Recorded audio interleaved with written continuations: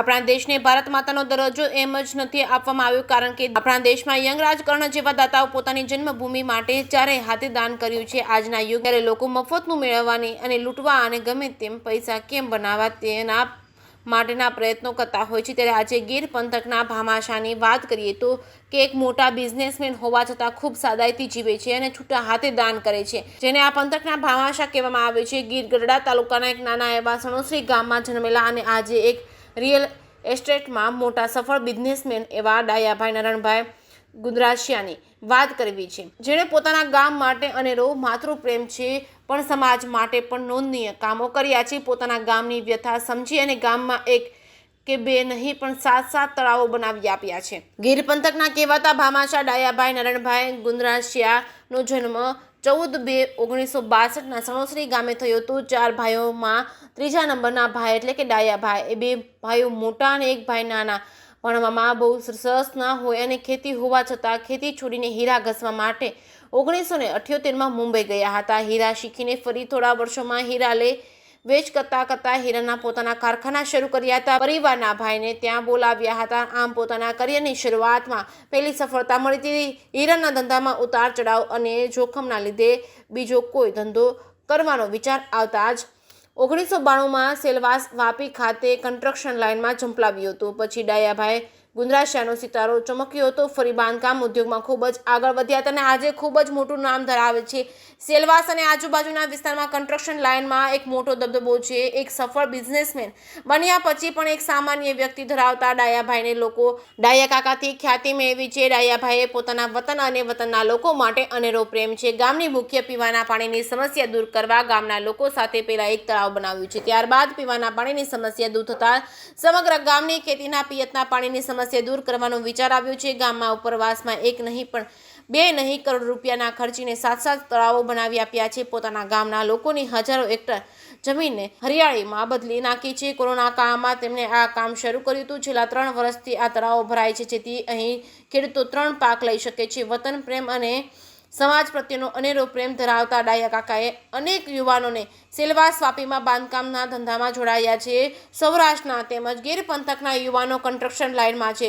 તેનો મહત્વનો ફાળો ડાયાભાઈ ગુંદરાશિયાનો કહી શકાય. સરકાર દ્વારા હર ઘર શૌચાલય યોજનાની 2015માં શરૂઆત થઈ છે. ત્યારે ગીર ગઢડા તાલુકાના સણોસરી ગામે 2013માં આ પંથકના ભામાશા ડાયાભાઈ ગુંદરાશિયા દ્વારા ગામના હર ઘરમાં શૌચાલય બનાવી આપ્યા છે. માત્ર શૌચાલય જ નહીં, નાહવાના બાથરૂમ પણ બનાવી આપ્યા છે. ડાયાભાઈ ગુંદરાશિયા દ્વારા ગામમાં 3 જેટલા મંદિરોનો પોતાના સ્વખર્ચે જીર્ણોદ્ધાર કરી બનાવી આપ્યા છે અને શ્રાવણ માસ દરમિયાન દર સોમવારે સમસ્ત ગામ ધુવાડા બંધ રાખી જમાડે છે અને પોતે પણ સેલવાસથી પરિવાર સાથે અચૂક પોતાના ગામમાં આવે છે. નાના મોટા લોકો સાથે બેસીને બધાને મળે છે.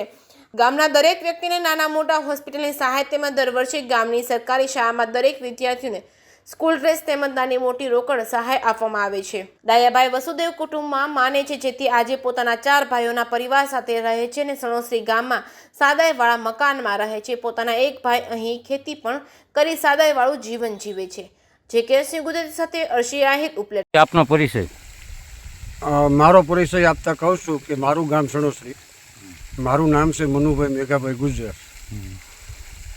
વર્ષોથી અમે અને ડાયાભાઈ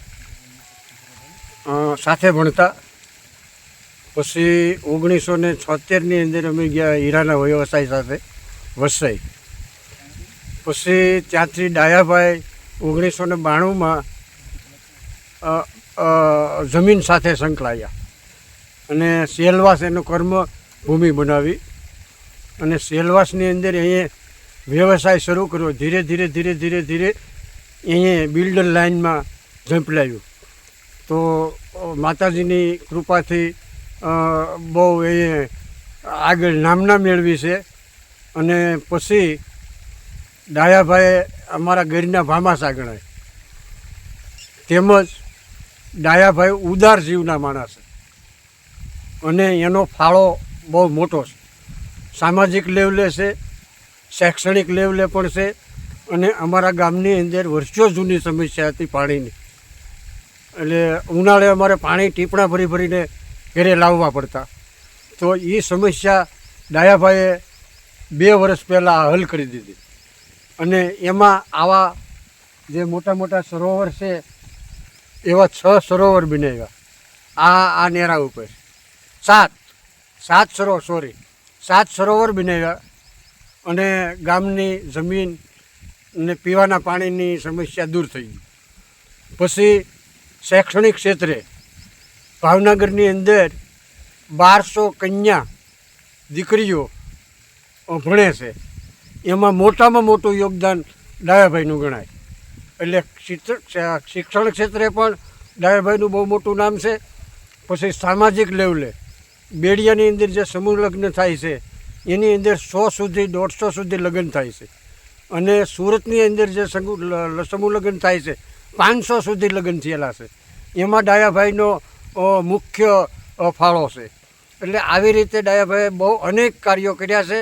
અને કોઈ પણનું હોસ્પિટલનું કામ હોય તો ડાયાભાઈને મળે એટલે એ હોસ્પિટલનું કાર્ય પણ એ દૂર કરી દે. કોઈને અચાનક બીમારી થઈ ગઈ હોય અને ડાયાભાઈને ખબર પડે એટલે ડાયાભાઈ તરત એમ કહે કે ગભરાતા નહીં. આજ હાલનો જ એક અમારો દાખલો છે. ગામની અંદર એક ભાઈને કિડની માથે થોડુંક અસર થઈ ગઈ હતી તો એનું ઓપરેશન પણ ડાયાભાઈના મદદથી કર્યું છે. એટલે આવા અનેક કાર્યો ડાયાભાઈએ કર્યા છે. સામાજિક લેવલે કર્યા છે, શિક્ષણ લેવલે પણ કર્યા છે. એટલે એને આમ તો નસીબ ન ગણાય પણ એનું એક લગન હતી. એ લગન અને મોટો પુરુષાર્થ હતો. એ પુરુષાર્થને ધન્યવાદ દેવો પડે. કારણ કે અમે એની પાછળ જ અમે હારે જ હતા પણ એ પુરુષાર્થમાં અમે ન ચાલ્યા. એટલે પછી ડાયાભાઈ ખૂબ આગળ નીકળી ગયા અને એનો ટાઈમ બગાડી અને આવા જે સામાજિક લેવલના કામો છે જે પછી એક અમારા ગામની અંદર મોટું મંદિર પણ બનાવ્યું. આ રામેશ્વર મંદિર છે એમાં ડાયાભાઈએ મોટો ફાળો આપેલો છે. એટલે આવા દરેક ક્ષેત્રની અંદર કામ કરે છે અને એનો પોતાનો ટાઈમ બગાડી અને ટાઈમ આપે છે. અને એનો દરેક પરિવાર છે એ સાદાઈથી અમારા ગામની અંદર રહે છે. અને ડાયાભાઈ પોતે સાદાઈથી રહે. કારણ કે અમારા ગામના દરેક જુવાનડાની ફોન નંબર ડાયાભાઈ પાસે હોય છે. એટલે કાંઈ પણ જરૂર કોઈને કાંઈ પડી હોય તો અડધી રાતે પણ ડાયાભાઈને ફોન કરે એટલે એની સમસ્યા હળવી થઈ જાય. બસ આટલું કહી અને વિરમું. મેં એવું પણ સાંભળ્યું છે કે સરકારની પહેલાં ઘરે ઘરે શૌચાલય બનાવવાનું કામ ડાયાભાઈ દ્વારા ડાયાભાઈએ કર્યું છે. ઘરે એમાં શું હતું કે ડાયાભાઈએ એક સર્વે કરાવ્યું. પછી એમાં બધા સમસ્ત પરિવારને ભેગા કર્યા અને પછી પૂછ્યું કે ભાઈ આપણે સંડાસ બાથરૂમની એક મોટી સમસ્યા છે તો એ સમસ્યા હલ થાય તો નાના માણસો છે કે જે બનાવી શકે એવી પરિસ્થિતિ નથી એને બધાને સંડાસ બાથરૂમ બનાવી દીધા. આ સમસ્યા પણ દૂર. અત્યારે અમારે કળશો લઈને બાથરૂમ ચાઈ જવું પડતું નથી. આ સમસ્યા પણ દૂર કરી દીધી. તમારો પરિચય, તમારું નામ આપજો. ડાયાભાઈ નારાયણભાઈ ગુજરાસિયા. હવે વાત કરવામાં આવે તો તમને આજે કાકાનું અને ભામાસાનું બિરુદ આપવામાં આવ્યું છે. તમે તમારી ગામ માટે ડેમો બનાવ્યા, મંદિરો બનાવ્યા, તમારી જ્ઞાતિઓ માટે તથા અન્ય જ્ઞાતિઓ માટે પણ કંઈક કરવાની ભાવના રાખો છો. આ પાછળનું કારણ શું? એનું પાછળનું કારણ એક જ નિશ્ચય મેં કર્યું કે ભાઈ આપણને કુદરત આપ્યું તો આપણે કાંઈ કરવું, એવું આપણી માનવતાની ધર્મ છે તો આપણે કરવું જોઈએ. આવું એક મને મારા પર્સનલ એવું મને સમજાણું કે આ કરવું જરૂરી છે અને કરવું જોઈએ. તમે તમારા કેરિયરની શરૂઆત ખૂબ નાની વયે કરી, ઓછું ભણ્યા છતાં સૂઝબૂછથી ધંધાઓ કર્યા અને આજે એક મોટી ઊંચાઈ ઉપર છો, સારા બિઝનેસમેન છો. શરૂઆત ક્યારથી કરી, કઈ વયથી કરી અને પ્રથમ પહેલા શું ધંધો કર્યો? પ્રથમ પહેલા મેં ડાયમંડમાં ગયો જ્યારે મારી ઉંમર 15 થી 16 વર્ષની. બોમ્બે જઈ અને કારીગર બન્યો હીરાનો. પછી કારીગરમાં કામ કર્યું 2 વર્ષ. પછી કારખાનું કર્યું. કારખાનું ચાલુ કર્યું પછી અહીંથી મારા નાના ભાઈની લોકો આવી ગયા હતા એટલે એ લોકો પછી કારખાનું સંભાળતા શીખીને પછી હું પાછો માર્કેટમાં ગયો. ડાયમંડ માર્કેટમાં થોડો સ્કોપ સારો આવ્યો અને એમાં થોડું કમાણ સૂઝબૂછથી ભગવાનની મહેરબાનીથી તો થોડીક મૂડી થઈ. ત્યારે મૂડી થઈ એટલે એવું લાગ્યું ત્યારે ખોટા પૈસા થયા તો પછી આ મૂડી આપણી છે ધોવાઈ જશે તો કાંઈ એવું વિચારી કે આપણી મૂડી આપણી પાસે રહે અને એવો ધંધો બદલી. પછી લેન્ડમાં આવ્યો તો લેન્ડમાં ભગવાનની મહેરબાનીથી સારો સ્કોપ મળ્યો અને અત્યારે ચાલુ છે સરસ, ને ભગવાનની મહેરબાનીથી ઘણું સારું અને સુખી છીએ. ગ્રામ પ્રત્યે તમને બહુ લાગણી છે, જેથી કરીને તમે ગામમાં આજે 7 ડેમો બનાવ્યો છે. એવું શું તમને થયું કે આજે તમે 7 ડેમ બનાવી દીધા, તળાવ બનાવી દીધા? તો એમાં એવું હતું, પાણીની પરિસ્થિતિ ગામમાં બહુ વિકટ હતી, એટલી બધી વિકટ હતી કે મેં ખુદ પાણી આંડે ભરેલું. અમારા જે ગામના કૂવામાં ભણતો ત્યારે ભેંસોને પાવા માટે અને ઘરના પીવા માટે હું ખુદ પાણી ભરતો હતો અમારા ગામના કૂવાથી ઘરે લઈ જવા માટે. તો પરિસ્થિતિ ત્યારે પાણીને વિકટ લાગતી. આ બાજુ મસુંદરી નદી સારી, ત્યાં પાણી, આ બાજુ રાવળ નદી, પણ અમારો જો આ જે સ્કોપ 5 કિલોમીટરનો છે એમાં પાણીનો બહુ તકલીફ વાળો ઘાટ હતો પહેલેથી. પછી ગામમાં બી પ્રોબ્લેમ હતો. પહેલું તળાવ એક ગામમાં કર્યું બધાએ ગામે મળીને, પછી એમાં ગામનો હલ સોલ્વ થઈ ગયો પાણીનો. પછી એમ જમીન માટે બી કંઈક કરી, ને આપણી પાસે વ્યવસ્થા કુદરતે આપ્યું તો શું કામ નહીં કરી? અને આપણી માતૃભૂમિ છે તો કાંઈ ને કાંઈ કરવું જોઈએ ને આપણી ફરજ બને. આવા વિચારથી આપણે આ કાર્ય કર્યું. દીકરીઓ માટે ભણવાની વ્યવસ્થા માટે તમે ખૂબ મોટું યોગદાન આપ્યું છે. દીકરીઓ માટે આટલી લાગણી હતી એટલે એના માટે પણ કંઈક કરવાની ભાવના હતી. તો એના પાછળ શું હતું મુખ્ય રીઝન? એના મુખ્ય રીઝન એ તો ભણતર નહીં હતું સમાજમાં. સમાજ દીકરીઓને ભણવાની વ્યવસ્થા નહીં હતી. આવું એક મને ઉદાહરણ મારા દિલથી સમજાણું.